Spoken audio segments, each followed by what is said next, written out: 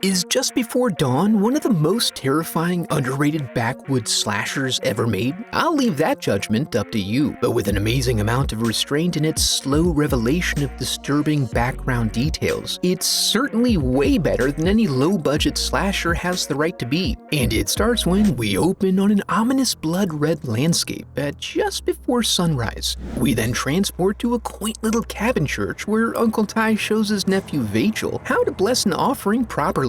In this case, a fine 2-point buck. The ceremony is shit upon by a merry creepster who Vachel never catches sight of, which is why he joyfully leaves Uncle Ty to his tomfoolery. He hops out, expecting to find a man crouched over with trousers around ankles, but he finds nothing. To his disappointment, it appears as though Vachel did not set the brakes on the truck, and he is horrified at the trouble he'll be in. Like a vengeful spirit alighting upon our realm to fulfill that fear, our friend from the hole arrives to give Vachel a little gentleman's caress before his egg basket is hewn in twain. His screams attract his uncle's attention, and he gazes briefly upon the foul behemoth now presenting as Vachel before dashing off. Somewhere down the mountain, we find Warren and the gang rolling in their RV, thumping some Blondie and getting absolutely torqued over the idea of climbing all over Mother Nature's granite face. But their emotional erections become confusingly associated with death. Warren goes out to check on the little guy but finds no carcass at the scene,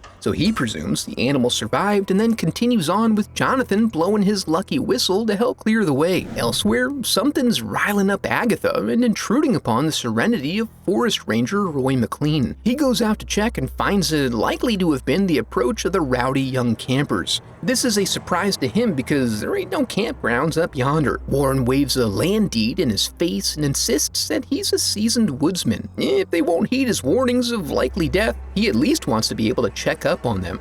Silver Lake.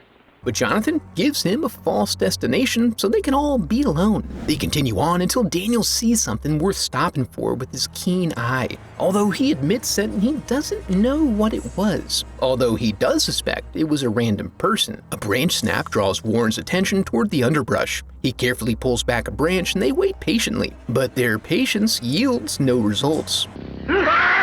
Until this old bastard pops out and starts talking about some demons coming to get him. But they have a camping schedule to keep to, so they suggest he stick to the road and maintain a positive mindset regarding his survival into the future. Your boy is sauced to the gills, so it's hard to take him seriously. Regardless, Constance is not at peace with this decision. But then the demon hitches a ride on the camper, giving old Ty a new lease on life. They eventually split off deep into Hilljack territory, where they continue driving until the terrain no longer allows it. At that point, they pack up and hoof it to the falls, an absolutely beautiful little echo chamber that's perfect for digging around. Just beyond this is a flat spot that would make for a good camp. Warren charges them with setting up the tents while he and Jonathan go back to the camper to get the rest of their stuff. He takes a moment to say goodbye to his lady, but she's unsettled about the decision to keep the ranger in the dark. She has some deeply foreboding negative feelings, but they're in a pristine wilderness in God's country, and Warren owns the land, so what could possibly be the concern? Night falls before the boys return. The campers are spooked by some unseen animal just outside the light of the fire that sure seems to move around like a person. Megan begins to get shrill, so you know it's getting tense. Then the boys nearly get stabbed for the sake of a couple of laughs, and that's about all they bring to the table as someone busted into the RV and cleared out most of their supplies. I am also wondering why there's no follow-up on this. This is all becoming too much for Connie, for whom the act of climbing rocks is sacrosanct. In the morning, we learn that what got to Connie was the realization that she was helpless in the face of danger. And that isn't how she sees herself, but they're distracted from this by a beautiful song floating in the air. They trace it back to its source and find a shy little recluse songstress who skedaddles as soon as they hail her. But no matter, they've got rocks to conquer. After a bit, they find the rope bridge, which is not much more than a slack line with training wheels. Warren insists it's perfectly safe and nearly foolproof, and shows them how to go about it while recommending they refrain from hot-dogging. They're fairly eager to reach the other side, and in the rush, Daniel nearly loses his ass. They're now at a new water feature, but on the top side. Seeking to reach the spring below, it's now Jonathan's turn to lose his ass as he tumbles down the incline. With no concern for their appendages, the rest of them have great fun risking life and limb for the sake of putting in a minimal effort. John and Megan take to the water like a pair of sensual fish, so Connie encourages the others to give them some privacy. John plays a little goof on his lady. You know how they like to imagine you're dead. Our little woodland nymph looks on in curious horror as the big dog takes a dip from beyond the falls. And he must have a set of lungs on him. Big, beautiful lungs, because we never see him surface. After John spends some more time under, he reaches up to give Megan a forbidden hello, running his arm up her ass crack, which she likes, and she likes it. Except she's shaken to see her boo is actually on the shore at that very moment.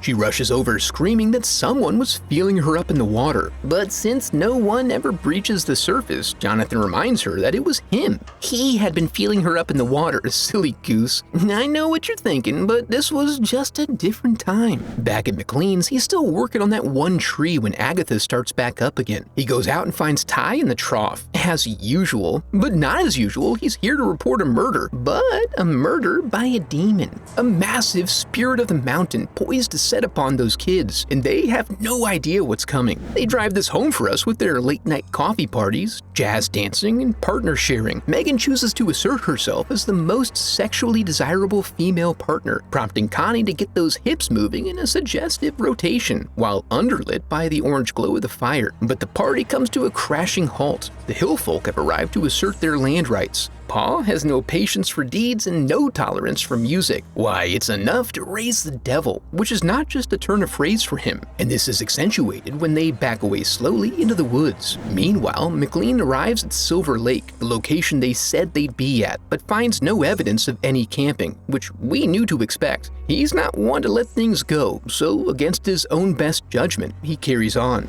In the morning, Megan believes that a raccoon made off with some of her makeup, so she sends Jonathan into the woods to see if he can find any among the fresh scat. But what he discovers is that it was confiscated by their friend, who he comes to know as Mary Cat Logan. She was somewhat titillated to observe their activity in the water. Jonathan does rebuff her advances, but for the sake of Pa Logan's blood pressure, not because of Megan. He's too good of a guy though, and couldn't live with himself if he left the mountains knowing she was still upset. So he follows her out and, assuming she's afraid of heights, tries to demonstrate his masculine value by showing her how easy it is to use the bridge. But in so doing, he discovers the true cause of her unverbalized hesitancy. His attempts at cordial conversation are not appreciated, and as he begins to distance himself from his dirty companion, the ropes that comprise the entire structure of the bridge are cut. This leaves him dangling in the water like a dingleberry, desperately blowing his whistle for attention. It carries on the breeze and nearly interrupts the girl's wilderness glow-up, but not quite. As a result, Jonathan is stuck trying to wet climb an unknotted rope, which, not sure if you've had to try that, but is a difficulty of 11. He struggles to make it to the top, but digs deep beyond his despair and finds the strength within to claw his way out and earn another chance at life, only to be welcomed to take a dip back in the water. But whose foot and how he crossed over are questions we'll have to seek answers to later on. Elsewhere, Daniel finds a picturesque graveyard adjacent to a building that we've come to know intimately. He ventures in to see if there are any sweet shots in there, and the lighting is just flawless. He and Megan find each other, but they don't find Vachel, partially due to being driven out by the stench, and so they kind of found Vachel. Down in the rapids, Warren's playing like a grizzly bear to impress his lady, but their randy makeout sesh is interrupted when the J-Man's body comes rolling in on him. Due to Warren's lack of CPR knowledge, his body is well loved, but remains unresuscitated. Warren tries to keep an optimistic outlook here, insisting that he must have had an accident, but Connie is not buying it. Back at the photo shoot, Megan's making herself into the most lovely and alluring corpse in the yard. They hear some noises nearby and assume it's Jonathan pranking them, so they counter-prank him with some salacious foreplay. But with his glasses missing, Daniel has lost all clarity of detail and sense of proportion, allowing this big bitch to walk right up on him. And when Daniel is forcefully penetrated, Megan finds herself mildly perturbed. She runs into the church and then relaxes, knowing that she is now safe. Demons can't enter hallowed grounds. Daniel bleeds out slowly in the front yard, and as Megan observes the simple oaf outside, another one casually strolls up behind her, answering some of our continuity questions. Realizing now that she is surrounded from two sides, she has no choice but to wait and see what comes of it. Connie and Warren arrive back at the campsite. They're dead.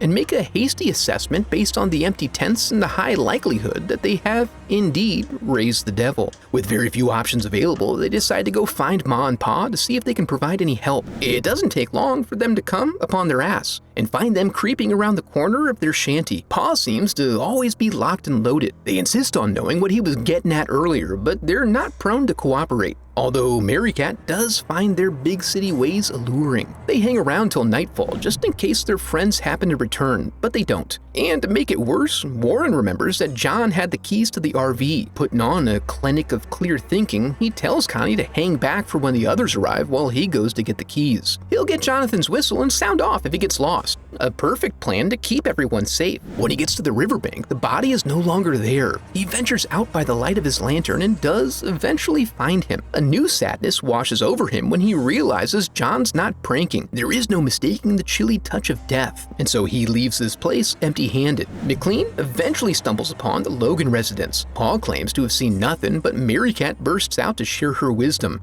In the ensuing argument, we hear the parents are remaining neutral due to the proscription against turning on one's kin. No longer willing to accept her brother's behavior, she breaks free and catches up with MacLeod to guide him to the camp. While at that very camp, Connie hears the call of the whistle and attempts to lead Warren back to her just as he said. When he doesn't respond or appear, she becomes upset by the thought that he might be playing games, given all the murder. Thankfully, Warren's good name is preserved. She dashes off into the woods and climbs an old birch tree, correctly assuming these suckers can't follow her up. Meanwhile, MacLeod and Mary Cat run across Warren, who's taken a wild-eyed jog through the woods. There is some concern for Connie's safety given the events that have transpired, and they better hurry, because while he's unable to climb, he's real good at chopping. He eventually fells the tree and playfully swats at Connie's fanny while whistling all the way. When he rears up for the kill swat, the crack of a rifle sounds off 3 times, causing him to fall lovingly into a big spoon configuration. Warren very delicately pulls her out of her trance.